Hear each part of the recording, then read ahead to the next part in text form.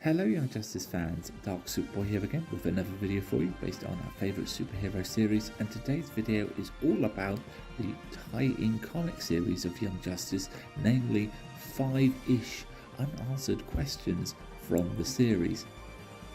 Let's get started. Okay, before we begin, I would just like to apologise about the lack of video productions due to the fact of me moving and other shifts in my work patterns. I haven't been able to produce those videos as often as I would like, but once the new year starts, I'll be back into the swing of things, and hopefully we'll also have more variety in video production and other topics to discuss with a full plan for next year coming out in January. So stay with us on this channel. Also, I'd like to announce and remind everyone that next week on the 3rd of December at 5 p.m.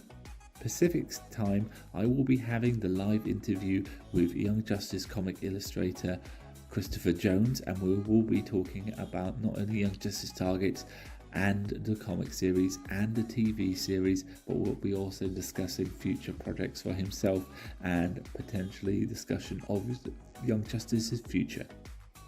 And finally, happy anniversary to Young Justice.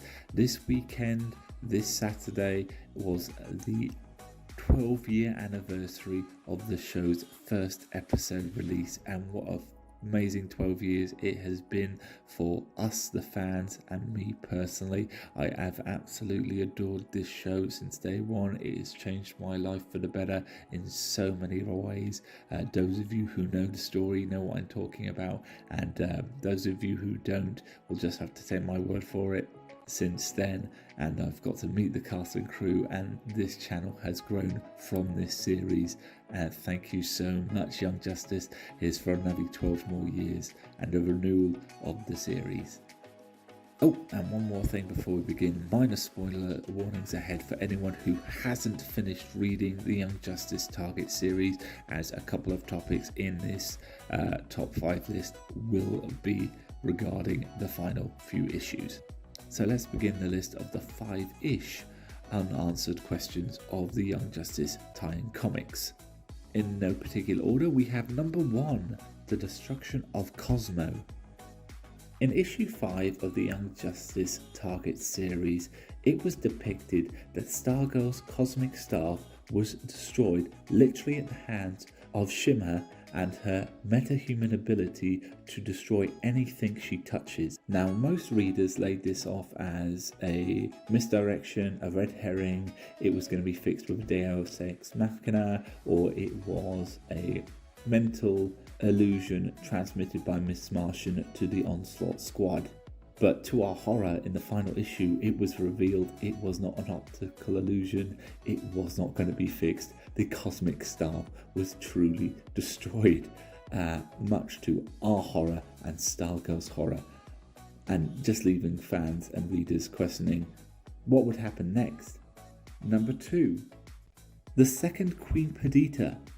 Again, this coincides with the Young Justice Targets tie-in series, relating to a doppelganger of Queen Perdita. Now, at the end of the series, Queen Perdita is rescued, but during her abduction, Prince Bjorn and his team were able to rescue a doppelganger and bring her home to Prince Bjorn's palace, where she was left in her bedroom and then mysteriously disappeared. Now the question is, who was this imposter? What happened to her? How have the Light been able to create an identical clone, possibly? Is she a subordinate of the Light who can shapeshift into Queen Perdita?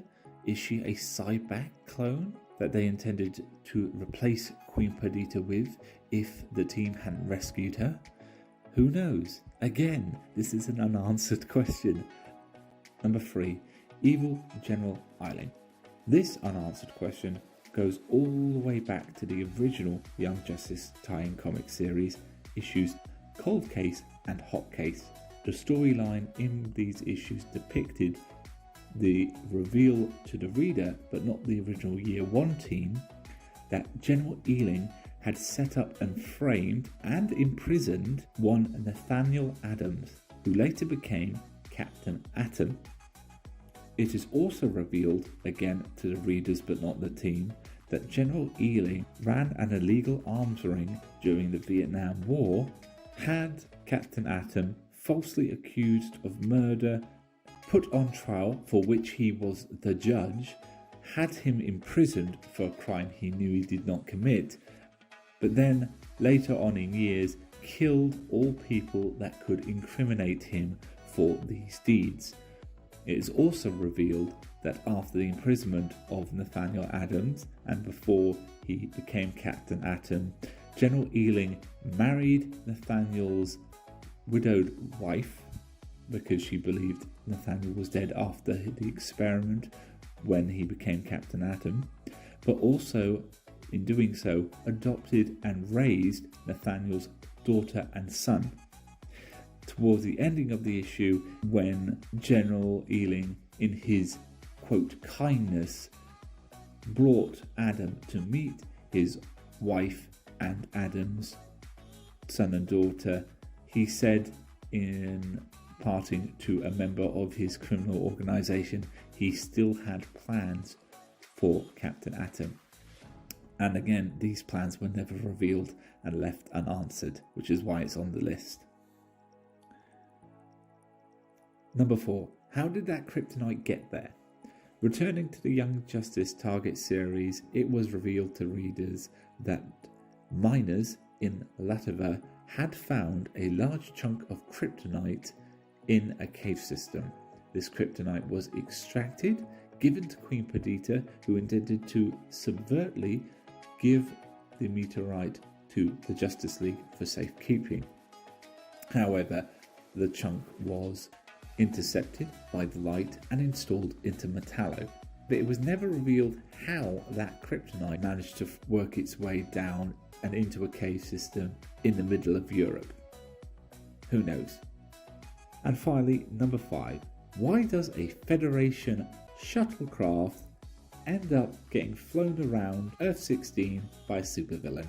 Yeah, you heard me right on this one. If you go back to 2011 in the free comic book issue depicting an adventure of the Young Justice team, it is revealed and shown that the Atomic Skull is flying in a spacecraft that looks remarkably like a Starfleet runabout. And I don't mean it's a rough shape. If you take a look at it, it's an exact copy of a runabout, warp nacelles and all. And I'm just wondering, why is that there? Now, I would understand if it was in the animated series due to the number of voice actors and actresses who played roles in Star Trek, but why would you put it in a tie-in comic of the series without any explanation? But who knows, we might find the answer to not only that question but the other 4 on this list in the future. We'll just have to stay tuned and keep our eyes out. Until that time, I've been Darksuperboy. This has been a video on Young Justice, the comic series. Please like, comment and subscribe. I'm so close to 1,000 subscribers. Your support means everything to me. And as always, let hope prevail. Goodbye.